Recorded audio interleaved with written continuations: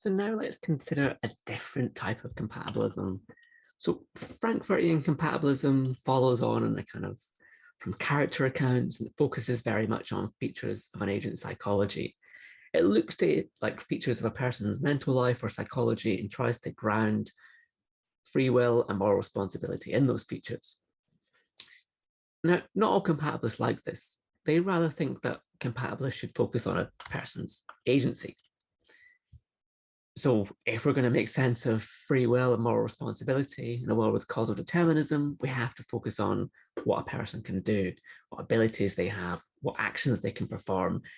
And in a similar way, they're going to explain free will and moral responsibility in a similar kind of way to the libertarian, but without the libertarian elements. And so many philosophers have followed in this tradition. You have people like John Fisher and Dana Nelken. Technically, though, John Fisher isn't a compatibilist. He calls himself a semi-compatibilist. And by this, he just means that he doesn't think that free will is compatible with causal determinism, but he does think that moral responsibility is. So as you go through the free will literature, you'll probably find there's a lot of these kind of distinctions that people make. People like to characterize their views in very special ways to make themselves feel a little bit special, feel a little bit different. Fisher is amongst one of the leading reasons responsive theorists, so he's likely going to be a starting point for looking into the advanced features of reasons responsive theory. So the idea of reasons responsive theory is it gives a way of characterizing agency such that we can be free and morally responsible, even if causal determinism is true. So one way to think about it, not everyone agrees with this characterization, but one way that some people think about it, including myself, is that it gives a sort of compatibilist friendly way of talking about alternative possibilities. It's not talking about these kind of literal alternative possibilities where we get to a moment in time and we can either go one way or the other, given exactly the same past and laws of nature, but it gives us a kind of way of talking about alternative possibilities that allows that there could only be one physically possible future. Now, I should mention here that there is a tradition amongst compatibilists, sometimes called classical compatibilism, where they try and make sense of alternative possibilities in a more libertarian seeming way, given that causal determinism is true. So people like Bernard Borowski will argue that we can have these kind of very much robust alternative possibilities, and we can get to that fork in the road and go one way or the other, even if causal determinism is true. We're not going to consider those here. If you're interested in those, it'd be worth reading up on them. The general view is that that kind of view isn't going to work out. This is why many people have moved towards more of a reasons responsive view. And for some people, the line between a reasons responsive view and a classical compatibilist view is a little bit fuzzy. In any case, I want to focus here on reasons responsiveness and understanding what that is. So the core idea about reasons responsiveness is that we act for reasons. These could be sort of motivating reasons like beliefs and desires, or that might be things in the world. Most reasons responsive theories want to be neutral about exactly what the relevant reasons are. But if we consider mental states like beliefs and desires, these could be our reasons for action. Importantly, things like beliefs and desires, they're what might be called are sometimes called intentional states. They have intentionality. They have this kind of aboutness. They're about the world. So a belief is a belief reflects something about the world. We believe certain things are true, and that's reflected in reality. We have desires for things in the world, where desires are an aim to have the world be a particular way. So these kinds of states are connected to the world in some way. So when we're reasons responsive in an appropriate kind of way, our reasons are responsive to the world. And the idea here is that if you're reasons responsive or appropriately reasons responsive, if the world had been slightly different, then you might have acted for different reasons. Your reasons would respond to these changes in circumstance. And because your reasons would respond to these changes in circumstance, you actually have or can have a very developed sense of agency in a causally deterministic world. And compatibilist reasons responsive theorists think that it can be of sufficient complexity that you can have free will and be morally responsible for what you do. Now let's look at this in more detail by considering two possible worlds. So we might have, pardon me. Oh. So let's consider this in more detail by considering two possible worlds. So in the first world, we have Simon stealing. So the world is a particular way, and then at time one, at that world, which is just a randomly selected moment in time of that world, Simon steals. Now in the other world, the world is very similar, but slightly different. Maybe there are no apples for Simon to steal. So because there are no apples, Simon doesn't steal. His reasons are then responsive to the world. See, he may have had this desire to steal something or steal apples, but because there's no apples in the world, he doesn't believe there are any apples around him, so he doesn't try to steal apples. In this kind of case, he's reasons responsive. Now, I want to note before moving on that there's a lot more to reasons responsive theory than that, and lots of different versions have been proposed. So Fisher himself has given an account of weak reasons responsiveness in his 1994 book. And then in his 1998 book with a philosopher called Mark Revisa, he developed this into an account of moderate reasons responsiveness. Philosophers like Dan and Elkin have given their own versions of reasons responsiveness, and other philosophers have given their own accounts too. But for the moment, I don't want to focus too much on the specifics of those accounts. What I want to focus on are potential problems for such accounts. And one of these problems comes from manipulation arguments. So we've already seen how manipulation has presented a very clear problem for the crude character account and then for Frankfurtian compatibilism. But it's also the case that it presents problems for reasons responsive theories. So first, reasons responsive theories might think that they can avoid these worries. Perhaps they think that manipulators can implant mental states that would be responsive to reasons. But there's good reason to think that they can. So we can first consider a case of social conditioning. So in the book Walden 2, a society is described in which people are conditioned to want only what they can have. And this is not done in any kind of heavy duty way. They're just kind of through sort of subliminal suggestion and through sort of gentle encouragement and being raised in a very, very particular way. All the people in that society come to only want what they can have. So everyone's actually really, really happy because they don't want these things that they can't have.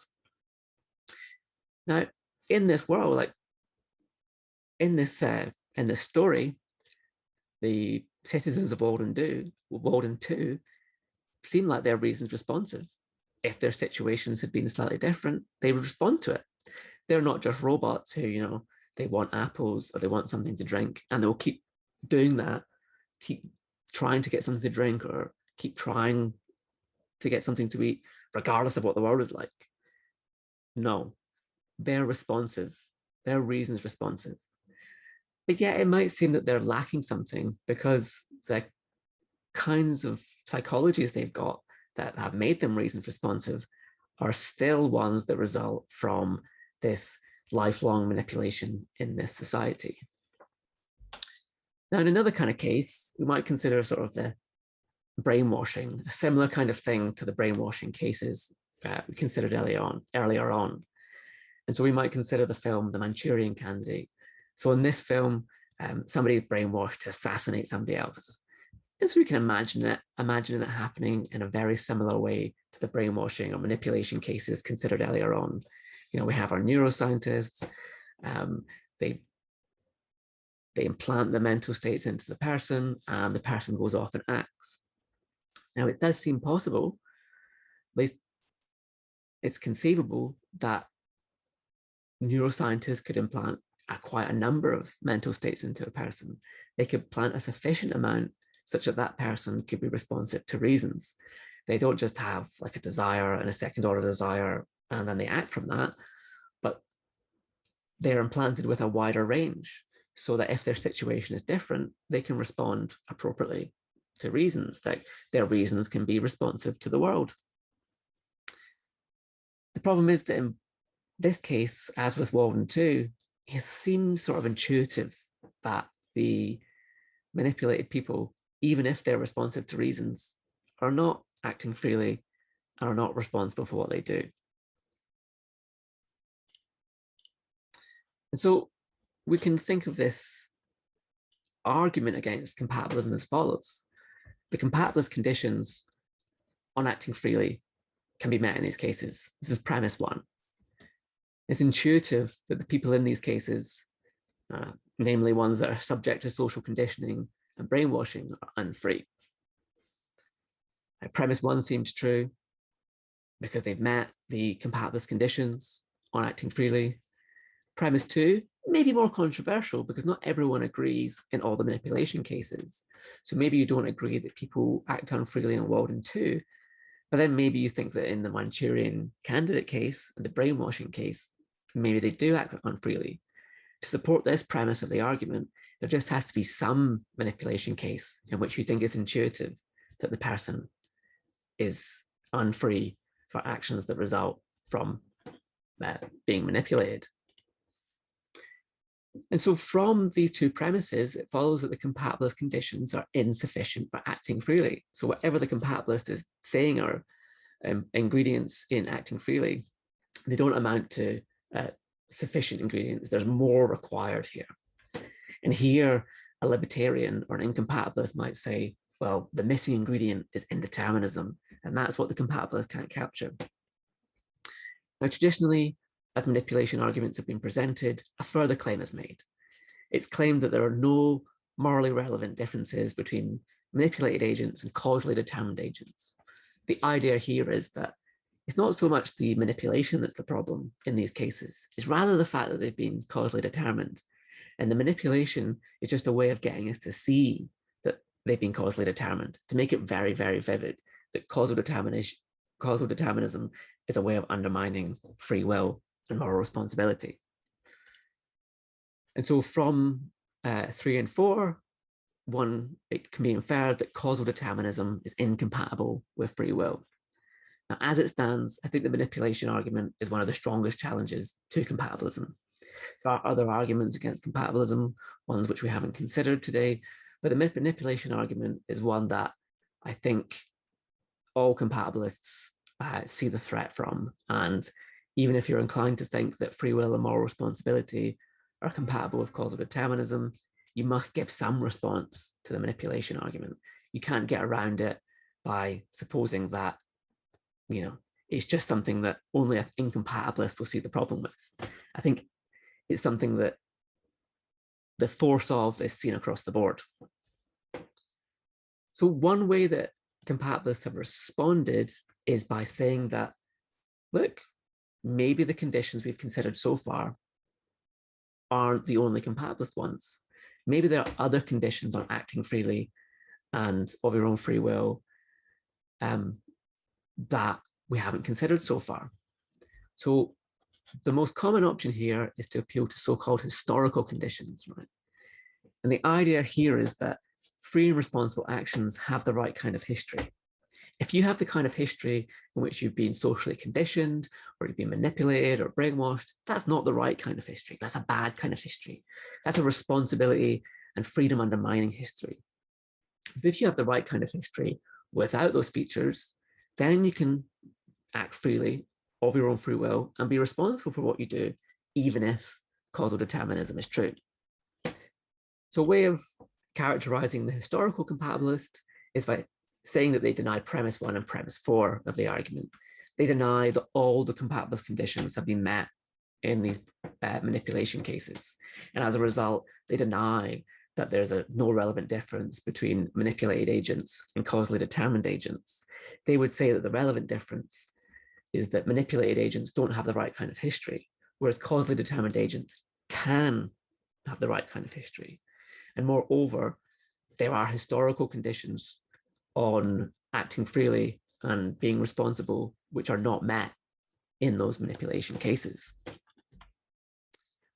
So notably, this kind of compatibilist view also respects the intuition that history matters to free will. So if you recall, in lecture 1, we considered the case of Robert Harris, who had a very horrible and traumatic upbringing and then went on to be a very heinous and cruel man who murdered 2 people in horrific circumstances. This kind of compatibilist view has the potential to sort of accommodate our intuitions about that case. Perhaps they can also say that people who've had bad upbringings don't have the right kind of history. They're also people who've had freedom and responsibility undermining histories. Maybe in some cases, someone's upbringing doesn't undermine your free will and responsibility completely, but merely just reduces it to some extent. In other cases, it might remove it completely. The historical compatibilist offers a sort of clear way of sort of amending one's compatibilist view such that you can get around or potentially get around worries about manipulation. Of course, there are further problems waiting in the wings for compatibilists. These come from so-called design arguments. Now, these design arguments are very much similar in kind to manipulation arguments, but some have argued that we should consider them separate because what's happening in these cases isn't really manipulation as such. That's a very sort of tenuous linguistic issue that we're not going to pursue here, so let's just consider them as different arguments. So one way to think about design arguments is that these present counterexamples to the historical compatibilist conditions on acting freely and being morally responsible. And so they threaten to undermine historical compatibilism in the same way that manipulation arguments seem to undermine non-historical compatibilist views like the Frankfurtian view and the reasons responsive view. So remember that the historical compatibilist is not rejecting either the reasons responsive view or the Frankfurtian view. Rather, they're seeking to amend it. But even with, either a sort of Frankfurtian conditions or reasons responsive conditions, if we add on the historical conditions to these design arguments are saying that the combined conditions that you get as a result, those are also insufficient for free will and moral responsibility. If that works out, then this further threatens compatibilism. It's not clear how the compatibilist is going to get around this. So one kind of example you might have of a design argument is based on the film The Truman Show. So in the film The Truman Show, I have a character who is raised in a kind of fake world, and then all his daily circumstances are just set up and everything is broadcast live around the world. But he has no idea that he's in a television show. He believes that he's living his life normally and that his friends and family, loved ones, they're all being very genuine. Turns out they're all actors, and every moment in his life has been manipulated. It's been the result of the design of the director of the show, and nothing is really, really real. And so you might worry here that, in this situation, Truman isn't really acting freely and isn't really responsible because there has been such control over his environment. Now, a historical compatibilist could say, well, actually, Truman is a victim here. He's a victim of a certain form of deception. But, he's a victim of deception, but he can still act freely and be responsible for what he does, despite the fact that his life is a little bit of a charade. There's more that the defender of the sort of Truman Show style case could say here, but instead, let's just skip ahead to a case that might be a bit more difficult. So we might imagine, again, hypothetically, that there are beings in the universe that could, design a human zygote. And so the zygote would then go and develop into a human being. So Alfred Mealy, a philosopher, has come up with this case where he imagines that there's a minor deity called Diana. Now, Diana creates this zygote that grows up to be a person called Ernie. Now, Diana, she's not God, she's not all-powerful, she's not all-knowledgeable, but she does have some knowledge about how the world works, and she has got a certain amount of power. So she creates this zygote with the aim that Ernie does a particular thing 30 years in the future. Now she's able to predict all the circumstances that Ernie's in, because the world in which Ernie is created is a causally deterministic world. Now, the relevant problem for the historical compatibilist is that Ernie, when he performs that action later in life, can meet all the compatibilist conditions, including the historical compatibilist conditions.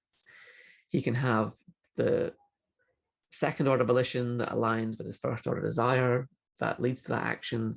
He can be appropriately reasons responsive.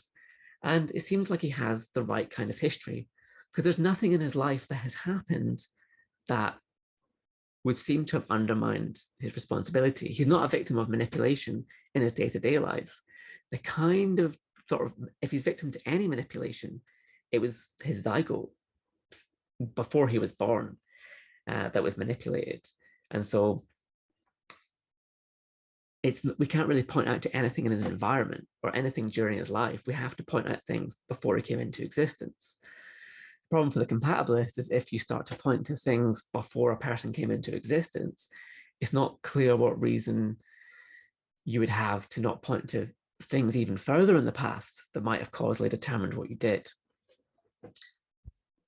So the historical compatibilist has this problem here in that it's not clear how they can get around these seeming counterexamples involving these minor deities.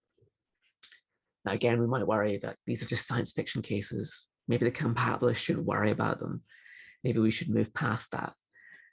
But given that the compatibilist is trying to give an account of free will and moral responsibility that is going to apply in all situations, it seems they have to try and figure out a way to respond to these types of cases. But it's just not clear how the historical compatibilist is going to do it. So let's leave it there for the moment. There's a lot that's been written in defense and against compatibilism. Today, we've just focused on a small subset of arguments that I think are some of the most interesting and have hopefully piqued your interest in the issue. In the reading list, I'll have a lot of further reading that you can look at if you're more interested in pursuing questions about compatibilism.